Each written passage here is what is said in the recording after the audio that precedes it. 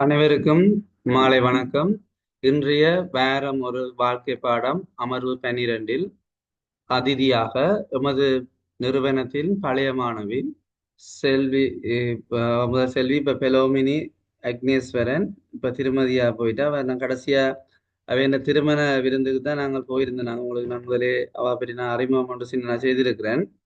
அந்த வகையில நான் விஸ்வமடுல நாங்கள் முதல் ஸ்டடி சென்டர் நிறுவனத்துல கல்வி கற்று தற்போது நம்முடைய நிறுவனத்துக்கும் தங்களுக்கும் பெருமை சேர்த்திருக்கின்ற பெலோமினிக்கு எமது நிறுவனம் சார்ந்த பாராட்டுகளையும் இந்த நேரத்தை எமக்காக ஒதுக்கிய அந்த நல்ல உள்ளத்துக்கும் இந்த நேரத்தை நன்றியை தெரிவித்துக் கொண்டு இப்போது அவர் தன்னுடைய அனுபவங்கள், அதாவது நம்மிடம் கற்ற அனுபவங்கள் எவ்வாறு தன்னுடைய வாழ்க்கையில தன்னுடைய மருத்துவ பீடத்துக்கு தயார்படுத்தலுக்கு உதவி புரிந்தது தொடர்பான பல விரிவான கருத்துக்களை உங்களோடு பகிர்ந்து கொள்ள இருக்கிறார்.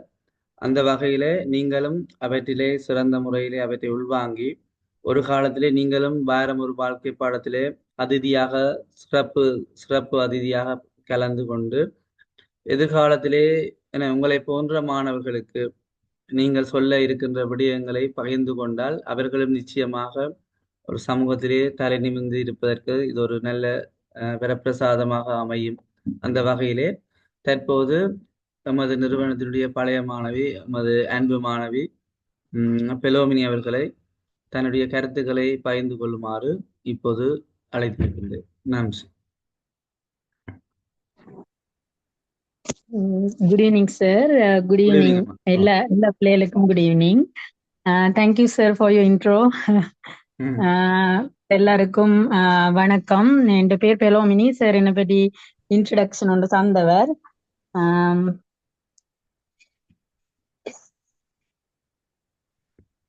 ஓகே, நீங்க சொல்லுங்க.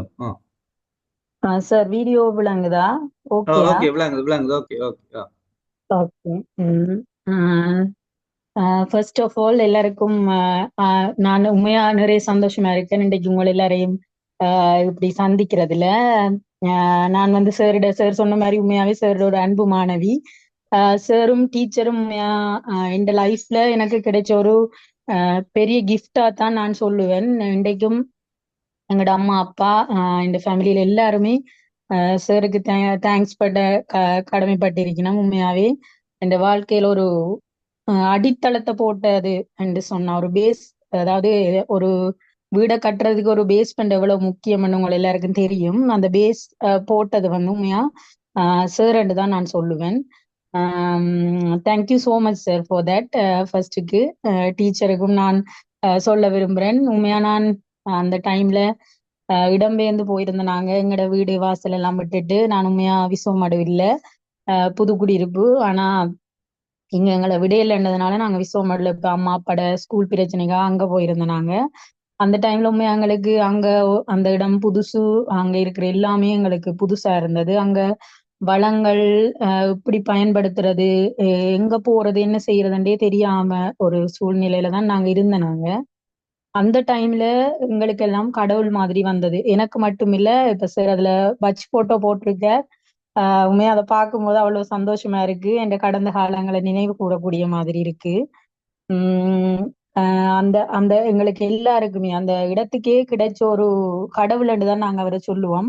என்ன மட்டும் இல்லை, என்ன மாதிரி நிறைய மாணவர்களை அந்த விஸ்வமடு பிரதேசத்துல நிறைய மாணவர்களை உருவாக்கி விட்டதுல உண்மையாவே சாரும் டீச்சரும் ஒரு கோட் கிஃப்ட்னு தான் நாங்க சொல்லுவோம். நாங்க இப்பயுமே இப்ப எந்த ஜூனியர்ஸ் எந்த சீனியர்ஸ் நிறைய பேர் சாரோட ஸ்டூடெண்ட்ஸ் தான் இருக்கிறோம். ஹாஸ்டல்ல இருக்கும்போது கட்டாயம் ஒரு மந்த்லி ஒன்ஸ் என்றாலும் நாங்க சாரை பற்றி கதைக்காம இருக்கிறது இல்லை. சாரால தான் நாங்க இந்த நிலைமைக்கு வந்திருக்கிறோம்ன்றதை நாங்க சொல்றோம். அந்த வகையில நான் உங்களை எல்லாருக்கும் என்ன சொல்ல விரும்புறேன்னா, உங்களுக்கு எல்லாம் கிடைச்சிருக்கிறது ஒரு பெரிய கிஃப்ட். சாரும் டீச்சரும் அதை எப்படி பயன்படுத்தி கொள்ளணும் என்றதுதான் எங்களோட ஃபோக்கஸா இருக்கணும். இப்ப நாங்க எந்த வளத்தை பார்த்தாலுமே அதை இப்போ ஒரு விவசாயி மாதிரி தான் நாங்களும் விவசாயத்தை வந்து ஒரு நிலம் இருந்தா மட்டும் போதாது, நிலத்துக்கு தேவையான எல்லாம் இருந்தாலும் அதை நாங்க பயன்படுத்தி கொள்ற விதத்தை வச்சு கொண்டுதான் நாங்க வந்து அறுவடையை பெற்றுக்கொள்ளலாம்.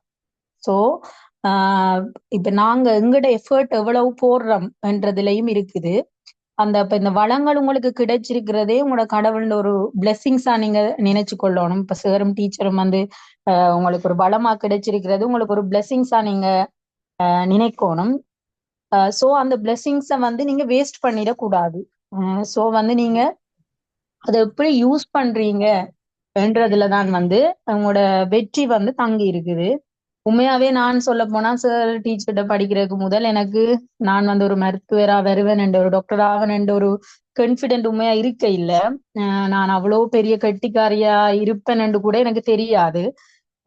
ஆக்சுவலி நான் வந்து ஸ்காலர்ஷிப்பும் ஃபெயில் தான். என் உண்மையா ஓன் எக்ஸ்பீரியன்ஸை நான் சொல்றேன். என் லைஃப்ல நான் வந்து ஸ்காலர்ஷிப் ஃபெயில் தான். அவ்வளவு பெரிய ஸ்கூல் எல்லாம் முதலாம் பிள்ளை ரெண்டாம் பிள்ளையா வந்து அப்படி இருந்தாலும் இல்ல. அன்டில் ஐ மெட் சார் மீட் பண்ண வரைக்கும் சாரை மீட் பண்ண பிறகுதான் எனக்கு இந்த படிக்கிறதுல ஒரு ஆசை ஒன்று தூண்டினது சார் தான். எனக்கு இப்ப ஞாபகம் இருக்கு. சார் வந்து வீக்லி எங்களுக்கு எக்ஸாம் நடக்கும். எக்ஸாம் முடிஞ்சு இப்ப நெக்ஸ்ட் டே நாங்க கிளாஸுக்கு போறதுக்கு நான் ஏர்லியாவே போயிடுவேன். ஏனண்டா சார் வந்து அதை திருத்தி அதுல வந்து ஃபர்ஸ்ட் செகண்ட் தேர்ட்ன்னு சொல்லி எங்க போர்ட்ல எல்லாம் போட்டு வச்சிருப்பாரு ஒட்டி. அப்ப அதுல ஃபர்ஸ்டா வாரது தான் என் எய்மா இருந்துச்சு. அதான் எனக்கு வந்து என் லைஃப்ல நான் எடுத்த ஃபர்ஸ்ட் எய்ம்ண்டே நான் சொல்லுவேன். அப்பதான் எனக்கு இந்த படிக்கிறதுல ஒரு ஆசை வந்தது. அப்ப அந்த ஃபர்ஸ்டுக்கு நான் போனோடனே நான் உண்மையா முதலாவது எக்ஸாம்ல செகண்ட் பிளேஸ். ஃபர்ஸ்ட் பிளேஸ்ல இருந்தது ஒரு போய் உண்டு, கண்டாவள போய். எனக்கு இப்ப ஞாபகம் இருக்கு அந்த போர்டு, அதுல அவர் போட்டிருந்த எழுதியிருந்த பேர் எழுதியிருந்ததெல்லாம். அப்ப போன உடனே சார் கேட்டார் என்ன செகண்ட் பிளேஸ் சொல்லி. ஸோ அந்த டைம்ல இருந்து நான் வந்து அந்த ஃபர்ஸ்ட் பிளேஸுக்கு வாரதுக்கு நிறைய எஃபர்ட் போட ஸ்டார்ட் பண்ணினான். எப்படின்னு சொன்னா உண்மையா டைம், அதாவது வந்து எங்களுக்கு கிடைக்கிற டைமை வந்து நாங்க வேஸ்ட் பண்ணக்கூடாது. படிக்கிற பிள்ளைகள் உங்களுக்கு நான் கதைக்கிறது போர் அடிக்கிறது தெரியல.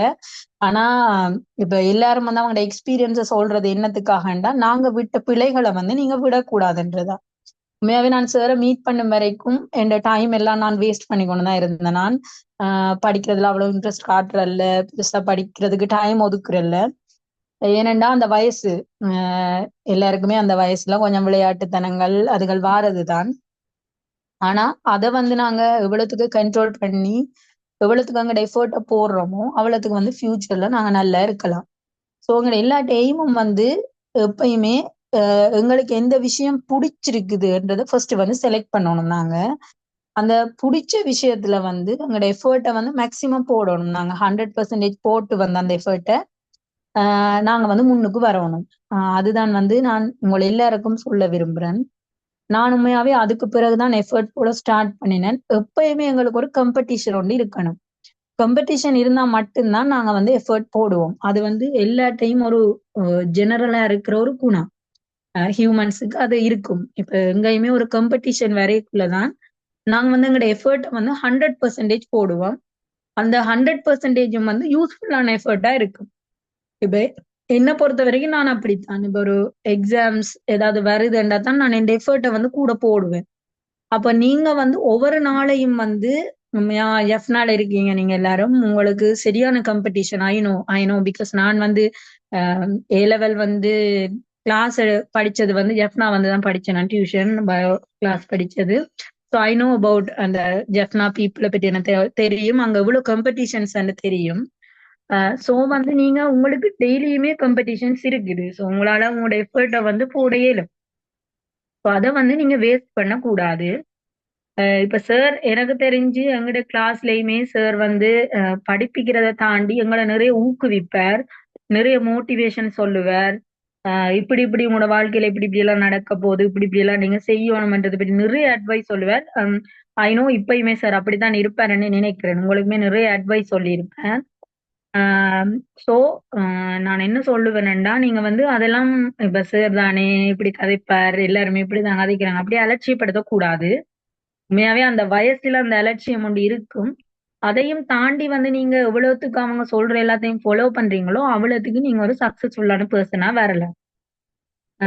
எல்லாருக்குமே ஆசை என்ன, அம்மா அப்பாவை ப்ரௌடா வச்சிருக்கணும்ன்றதுதான் எங்கட ஆசை.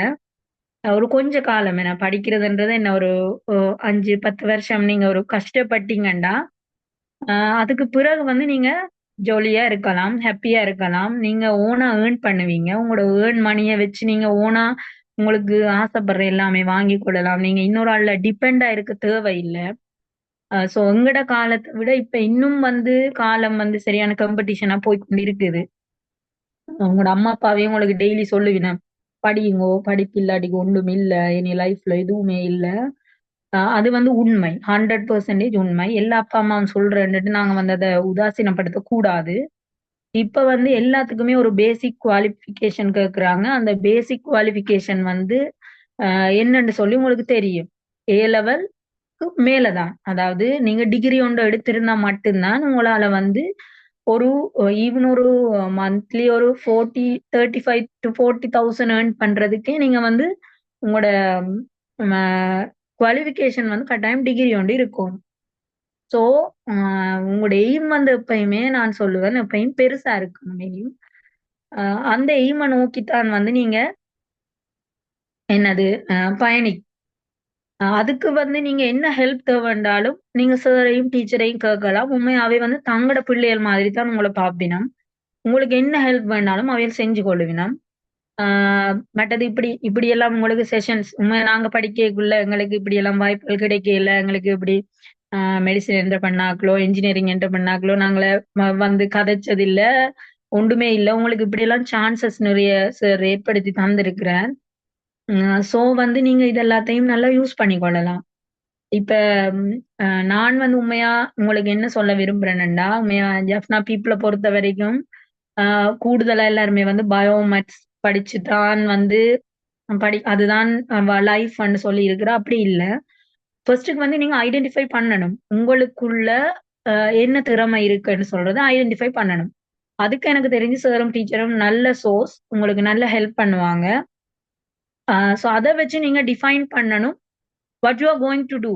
நீங்க என்ன செய்ய போறீங்கன்றத வந்து நீங்க அத வச்சு தான் டிஃபைன் பண்ணணும்.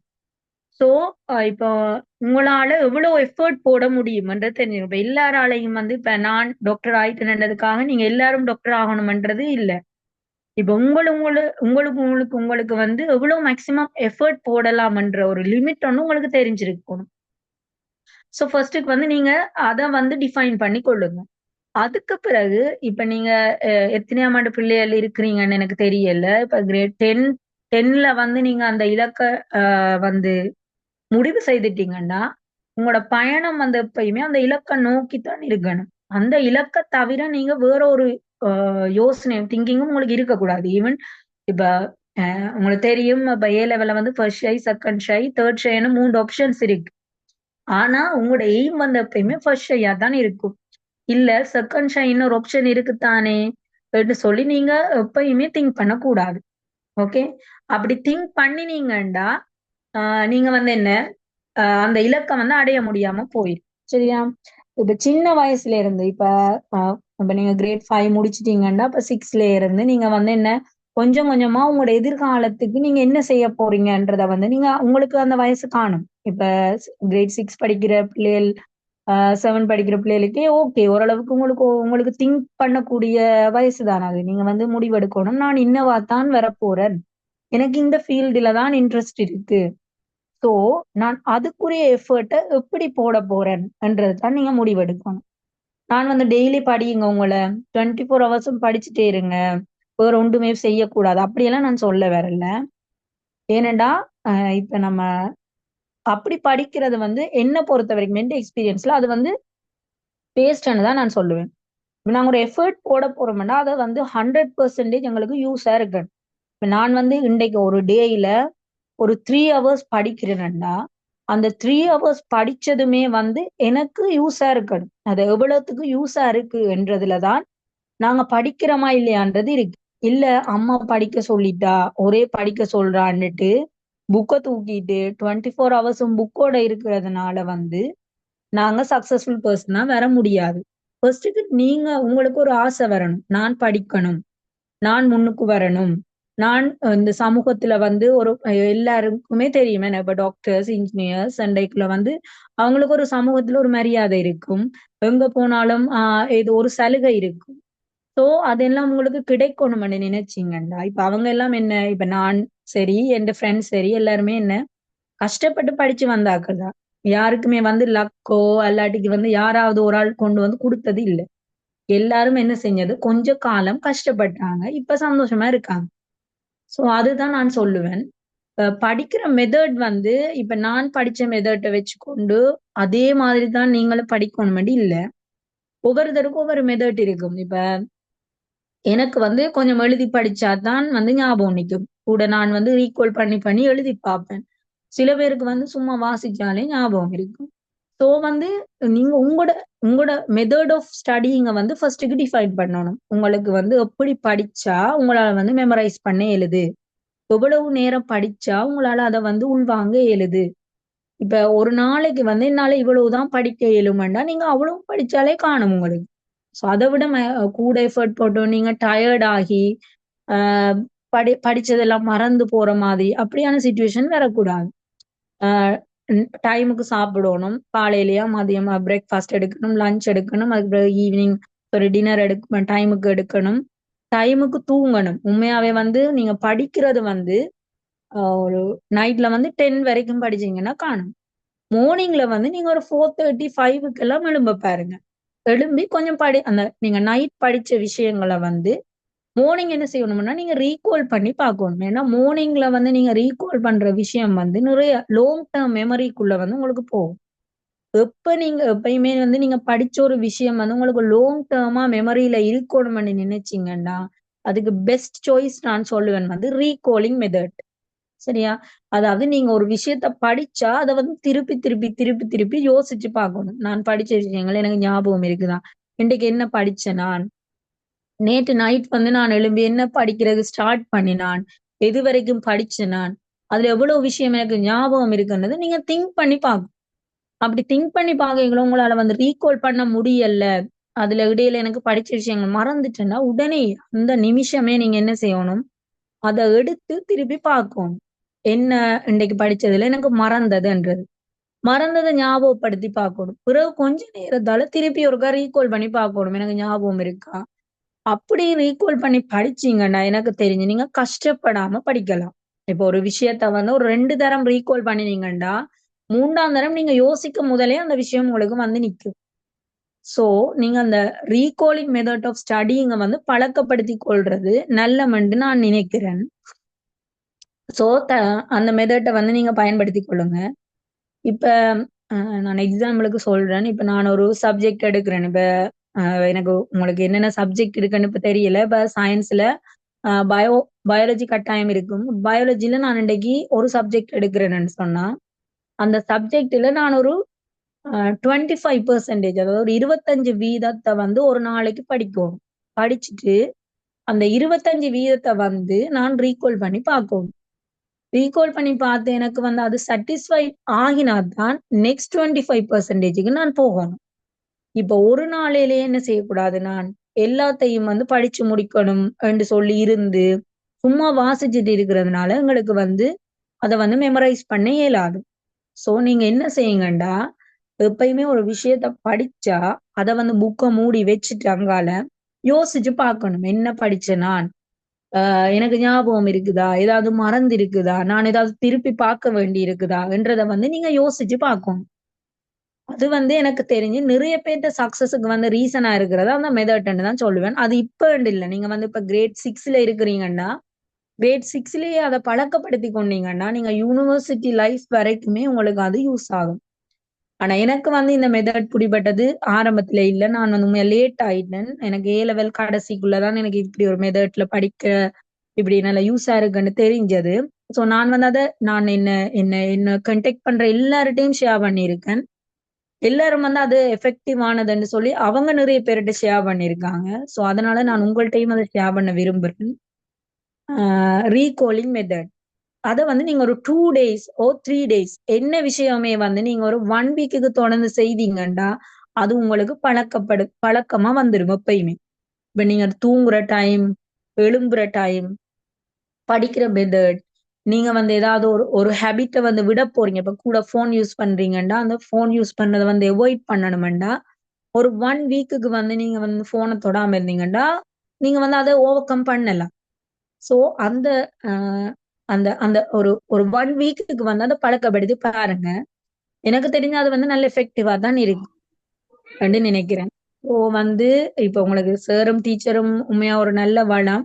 அவங்கள்ட்ட நீங்க என்னன்னாலும் கேட்கலாம். இப்ப நீங்க நான் இப்படி படிக்கிறேன் சார், எனக்கு கஷ்டமா இருக்குன்னு சொன்னாலுமே, அவங்க எக்ஸ்ட்ரா எஃபோர்ட் போட்டு உங்களுக்கு சொல்லி தருவாங்க. உண்மை எனக்கு ஞாபகம் இருக்கு. எங்கட அப்பா என்ன வந்து மதியமே, காலமே எல்லாம் கொண்டு போய் விட்டுருவார் சார்ட்ட. "நீ என்னனாலும் செய், வீட்ல நிண்டா படிக்கிறா இல்லன்னு" சொல்லி. சார் உண்மையா சாரும், டீச்சரும் சமைச்சு சமைச்சு கூட எனக்கு சொல்லி தந்த நிறைய ஞாபகங்கள் எனக்கு இருக்குது. அ உண்மையா நான் அவைக்கு எப்பயுமே கிரேட்ஃபுல்லா தான் இருப்பேன். இப்பயும் நான் கட்டாயம் சார்ட்ட சார் டியூஷன் இருந்தாலும் கட் பண்ணி என் வெட்டிங்குக்கு வாங்கன்னு சொல்லி கெஞ்சி சார் வந்தவர் உண்மையா சரியான சந்தோஷம் எனக்கு. சார், டீச்சர் எல்லாம் திருப்பி மீட் பண்ணது, அவங்களோட ஃபேமிலிய மீட் பண்ணது. அப்பதான் சார்ட்ட நான் இப்ப என்ன மாதிரி சார் நீங்க தொடர்ந்து இந்த சேவைய செய்றீங்கன்னு கேட்கதான் சார் சொன்னாரு. "இப்படி செய்றேன்னு சொல்லி, இப்படி ஒரு விஷயம் செய்ய இயலுமான்னு சொல்லி கேட்டவர். நான் உடனே ஓமன்னு சொன்னேன்னா, நான் கொஞ்சம் பிஸியா இருந்ததுனால கொஞ்சம் டிலே பண்ணிட்டேன். ஆம், ஆனா எனக்கு உண்மையாவே சரியான சந்தோஷம். இப்படி என் எக்ஸ்பீரியன்ஸ வந்து உங்கள்ட்ட ஷேர் பண்ணிக் கொள்றது. உங்களுக்கு யாருக்கும் ஏதாவது டவுட்ஸ் இப்ப உங்களுக்கு என்ன டவுட்ஸ் இருந்தாலுமே வந்து அஸ் அ சிஸ்டர் நீங்க வந்து என்னட்ட கேட்கலாம். இப்ப ஏதாவது கேட்க விரும்பினா கேளுங்க. யாருக்கும் எதுவும் கேட்கணுமா? எதுவும் படிக்கிற மெத்தட்ட பத்தி கேட்கணுமா? இல்லாட்டிக்கு ஏ லெவல்ல வந்து சப்ஜெக்ட் சாய்ஸ் பண்றது, ஓ லெவல் கிரேட் 10ல வந்து சப்ஜெக்ட் சாய்ஸ் பண்றதுல ஏதாவது பிரச்சனைகள் இருக்கா? அப்படி உங்களுக்கு ஃபியூச்சர்ல என்னவாகணும்ன்றதுல ஏதாவது குழப்பங்கள் அப்படி எதுவும் இருந்துச்சுன்னா நீங்க தாராளமா என்னட்ட கேட்கலாம்.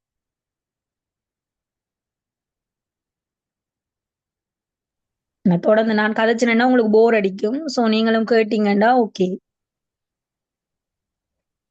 நீங்கள் ஏதாவது டவுட்டுகள் கேட்கலாம். இப்போ நீங்கள் முதல் நாள் போட்டது வந்து பட்ச் போட்டோ நான் நினைக்கிறேன். இது வந்து நாங்கள் விஸ்வ முதலாவது பேட்ச். அப்போ 2017ஆம் ஆண்டு திருப்பி நாங்கள் யாழ்ப்பாணத்துக்கு வந்து இங்கே நாங்கள் கிளாஸ் செய்து இன்றைக்கு தான் நாங்கள் முதலாவது இங்கே நாங்கள் செய்த முதலாவது பேட்ச் போட்டோன்றை தான் எடுத்தோம் நாங்கள். இவ்வளோ ஆஹ் காலத்துக்கு இவ்வளோ காலத்துக்கு என்னன்னு சொன்னால் அந்த கடைசி நேரத்தில் ஸ்டூடெண்ட்ஸ் வந்துட்டு பிறகு லெசன்ஸை மிஸ் பண்ணுறது. அப்போ நான் முதலே தெரிந்த ரூல்ஸ் தானே வச்சிருக்கிறேன். அப்போ தொடர்ச்சியாக ஆமா. கண்டினியூஸாக கிளாஸுக்கு வந்து அவ்வளோ பேரும் என்னோட கோஆப்ரேட் பண்ணினா பேட்ச் போட்டோ எடுக்கலாம்னு சொல்லி. அப்போ இந்த பேட்ச் வந்து ம். ஒரு கொடுத்து வச்ச பேட்ச் 2025ஆம் ஆண்டு நாங்கள் முதல் பேட்ச் போட்டோ இங்கே எடுத்திருக்கோம் இதனால. Okay sir. சரி, அப்போ இன்றைக்கு அந்த நல்ல நாளாக நீங்கள் உணர்ந்திருப்பீங்க. அப்போ அது இன்றைக்கு தான் நாங்கள் பேட்ச் போட்டோ எடுத்து அப்போ இன்றைக்கு நான் யோசிச்சேன் இன்றைக்கு நல்ல ஒரு நாளில் உங்களை ஜாயின் பண்ணி விடுவோம்னு சொல்லி. அப்போ இவைக்கும் வெரி ஹாப்பி. ம். ஏனெண்டா நல்ல அக்கா இப்படி கதைக்கிறது கேட்கறது அவைக்கு நல்ல விருப்பம். இப்போ நான் யோசி மற்ற எனக்கு வெளியாட்கள் நான் வந்து ஆசை. இப்போ நான் ஒரு லோயரை சந்திச்சு விட்டுருக்கிறேன். ஜிஎஸ் ஆஹா. அப்படி வேற வேற அப்போ நான் எல்லாத்தையும் விட நான் யோசிக்கிறது எங்கெண்ட ஸ்டூடெண்ட்ஸ் இந்த இடத்துக்கு வேற வேணும். இப்போ வெளியாக்களை விட ஒரு உதவி தேர்தல் ம். ஆணையாளர் பெரிய எஸ்எல்இஎஸ் பெரிய பெரிய ஆட்களை எல்லாம் நான் சந்திக்க விட்டுருக்கேன். அப்ப ஆம் சார். இவ படிக்கிற காலத்துல நான் யோசிக்கிறேன் இப்படித்தான். இவ படிக்கிற காலத்துல இவர்களுக்கு எல்லா தொழில் தொடர்பான எல்லைகளும் தெரிஞ்சிருக்கணும். நான் இப்படி வந்தா நல்லமா, ம். இது எனக்கு என்ன பொருத்தமான தொழிலா. அப்ப நான் அதால அப்ப ம். ஈவன் ஒரு PHI mid pipe nursing staff என்னோட சாம்பவி எல்லாம் இருக்கிறேன். நான் சாம்பவியை கூட கூப்பிட்டு ஆமாம். அப்படி என்ன இப்ப இப்ப எம்எல்டி இருக்குது. ஏன்னா அநேகமான எல்லா தொழில்களும் என்னுடைய மாணவர் இருக்கிறாங்க. பிஹெச்ஐ வந்து ரோயிஸ்டன் இருக்கான். உம் ஆம் சார். ஆம். அப்ப நான் எல்லா தொழில சாம்பவி இருக்கிறேன். நர்சிங் என்ன? ஓ சாம்பவி நர்சிங் சார் என்ன? Nursing staff. நர்சிங் ஸ்டாஃப் நான் ஆம். சாம்பவி என்னோட ம். கதைக்கிறவா. அநேகமான மாணவர்கள் என்னோட தொடர்ச்சியாக இருக்கிறேன். அப்ப நான் ம். எல்லாரையுமே நிச்சயமா இணைக்கணும். ஏனென்றால் இவர்களுக்கு அந்த படிக்கிற காலத்திலேயே அந்த வேலை தொடர்பான தொழில் உலக தொடர்பான நல்ல ஒரு புலக்காட்சியை இவர்களுக்கு ஏற்படுத்தி ம். கொடுக்க வேண்டும் என்ற இந்த விருப்பம். நான் முதல் ம். காலங்களில் உங்களோட வச்சுக்கலாம் நான் அப்படிலாம் செய்ய இல்லை.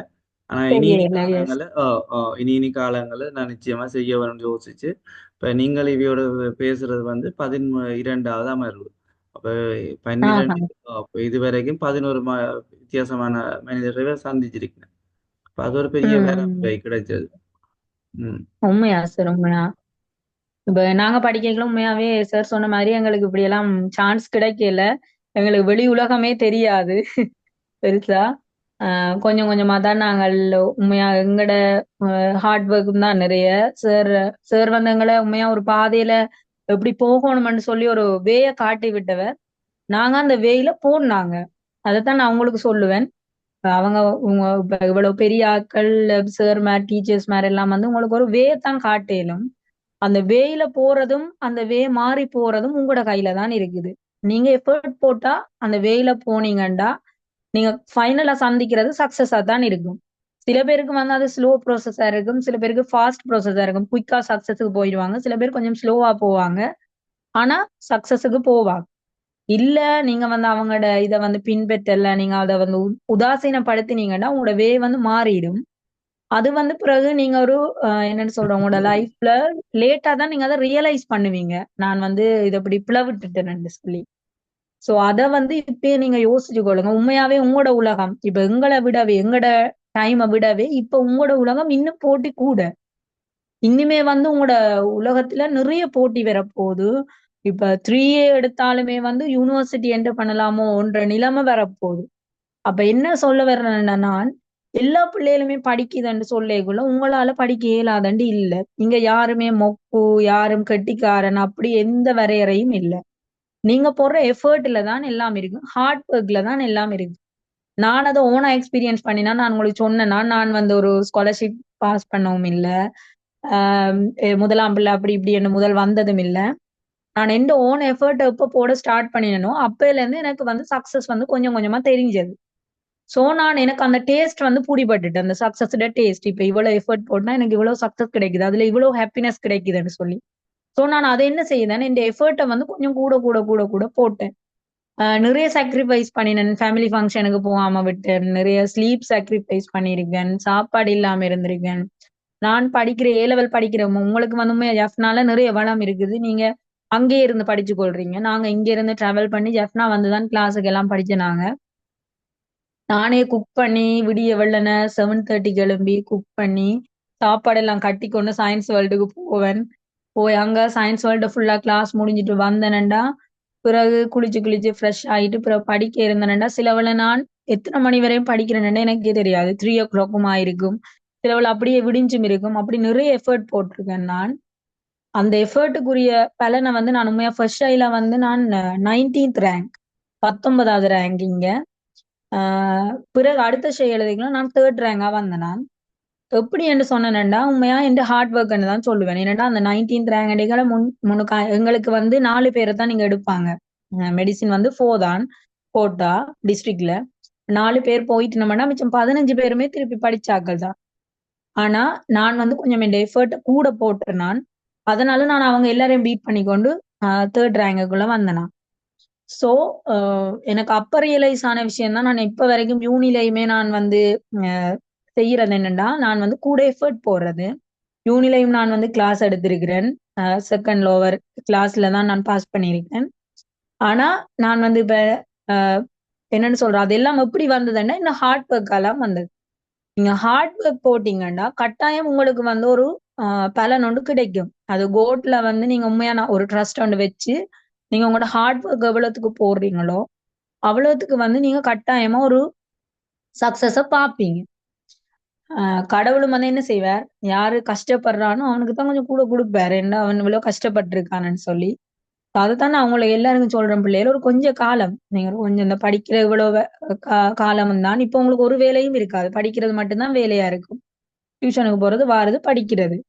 சோ படியுங்க, நல்லா படியுங்க. படிச்சு உண்மையாவே இந்த சமூகத்துல நீங்க ஒரு பெரிய ஆட்களா வரணும். இப்ப சார் சொன்ன மாதிரி நீங்க பிறகு பிறகு ஸ்டடி சென்டர்ல படிக்கிற ஆட்களுக்கு வந்து நீங்க ஒரு முன்னுதாரணமா இப்ப நான் வந்து ஷேர் பண்ண மாதிரி நீங்க வந்து ஷேர் பண்ணணும். அதை வந்து நீங்க ஒரு கோலா வச்சுக்கொண்டு நீங்க வந்து உங்களோட பாத்துல போங்க. சாரும் ஹெல்ப் பண்ணுவார். இப்ப நாங்க எங்களை மாதிரி ஆட்கள் நிறைய பேர் இருக்கிறோம். நாங்களும் ஹெல்ப் பண்ணுவோம். உங்களுக்கு என்ன ஹெல்ப் வேணுமென்றாலும் எப்ப வேணுமென்றாலும் மெடிசின் சம்பந்தமா வேணுமா, பே லெவல்ல பயோ சம்பந்தமா வேணுமா, ஓஎல் ஏதாவது சப்ஜெக்ட் செலக்ட் பண்ண சம்பந்தமா என்ன ஹெல்ப் வேணாலும் நீங்க என்ன சார்கிட்ட சொல்லி கண்டெக்ட் பண்ணலாம். நான் வந்து அவைலபிளா இருப்பேன். எப்படியும் ஒரு டைம் ஒதுக்கி உங்களுக்கு கட்டாயம் நான் அதை செய்வேன். எனக்கு அது விருப்பம்.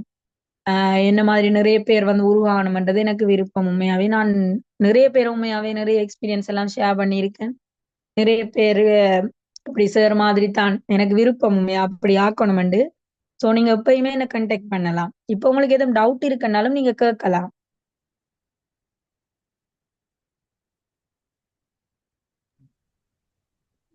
மற்றது தங்கச்சி இன்னொரு விஷயம், இப்ப நீங்க விஸ்வமுடில படிக்கைகள் எல்லாம் வந்து தனியா இப்ப எங்களை நம்பி தான் படிச்சிருப்பீங்க. வேற கிளாஸஸுக்கு இப்ப ம். டியூஷனுக்கு இன்னொரு இடத்துக்கு நீங்க போறது இல்ல.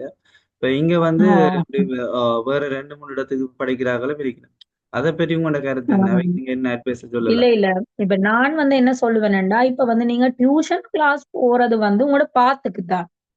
இப்ப இது நீங்க படிக்கணும், இது படிக்க தேவையில்லைன்றது உங்களுக்கு தெரியறதுக்கு தான் நீங்க டியூஷனுக்கு போறது. நீங்க ஓனா எவ்வளவு எஃபர்ட் போடுறீங்கன்றதுல தான் நிறைய விஷயம் தாங்கி இருக்கு. இப்ப வந்து ஒரு 40% வந்து நீங்க டியூஷன் போறதுல கெயின் பண்ணினீங்கன்னா 60% நீங்க எஃபர்ட் போடணும். அப்ப நீங்க வந்து இப்படி நிறைய கிளாஸஸ்க்கு போய்க்குள்ள என்ன நடக்கும்னா உங்களுக்கு டைம் இல்லாம போகும். நீங்க டயர்ட் ஆயிடுவீங்க. சோ நீங்க ஓனா எஃபர்ட் போட மாட்டீங்க. அதத்தான் நான் சொல்றேன். ஃபர்ஸ்ட்டுக்கு ட்ரஸ்ட் பண்ணுங்க. இப்போ ஒரு சார்ட்ட போறீங்கன்னா, அவர முழுமையா நீங்க நம்புங்க. அவரால உங்கள வந்து முன்னுக்கு கொண்டு போக இயலும்.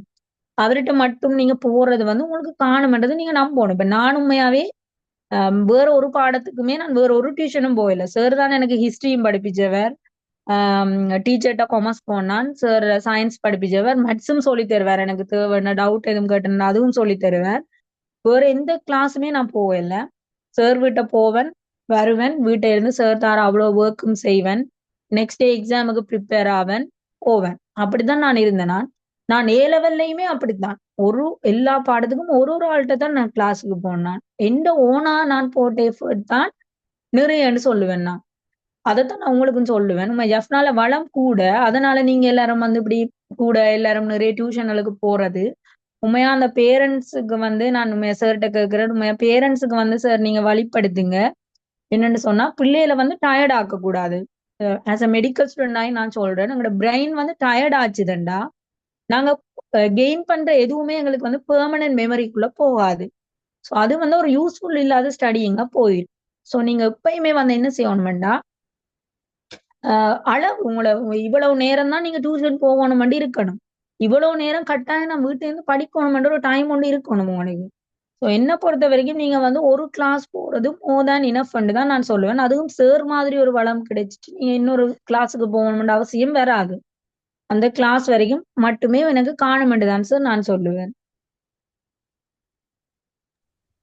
சரியம்மா, தேங்க்யூ தேங்க்யூ. ஏன்னா இங்க வந்து அது ஒரு பிரச்சனை. இப்ப அங்க வந்து யா யா தனியன்கள்ட்ட தான் படிச்சவ. இங்க வந்து ஒரே ஒரே பாடத்தையே 3 இடத்துல படிப்பினோம்.